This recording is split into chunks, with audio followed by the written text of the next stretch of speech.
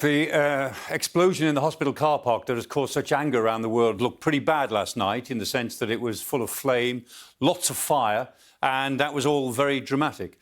In the cold light of day, it doesn't look quite the same, and these pictures are from the Israeli Defense Forces, but there's no reason to disbelieve these pictures. The crater is quite small, a lot smaller than you might expect. The cars that have been blown up by the missile are there, but all of the other cars have burned out. They've not been thrown around, they've not been displaced. Most of them are still in their parking spaces. The windows in the buildings are still around. There's not a lot of evidence of great shrapnel damage elsewhere. So this explosion clearly was extremely serious.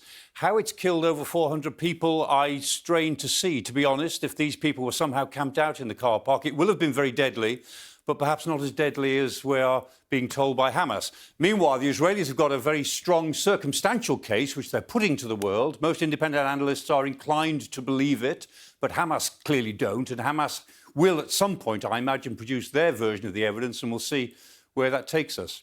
Meanwhile, in the region more generally, Israel is suffering now the danger, given the explosions that you've been reporting on, of maybe a three-front war, one in Gaza, one in Lebanon, South Lebanon, with Hezbollah, and one on the West Bank in a third intifada.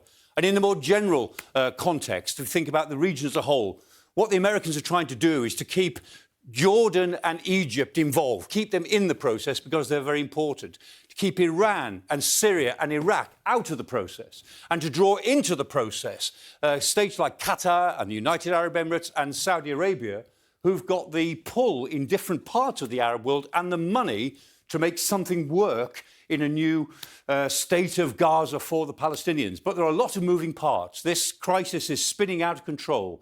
If anyone can draw these moving parts together, it has to be the United States. We'll see if they can do it, but that's why Biden was in the region today.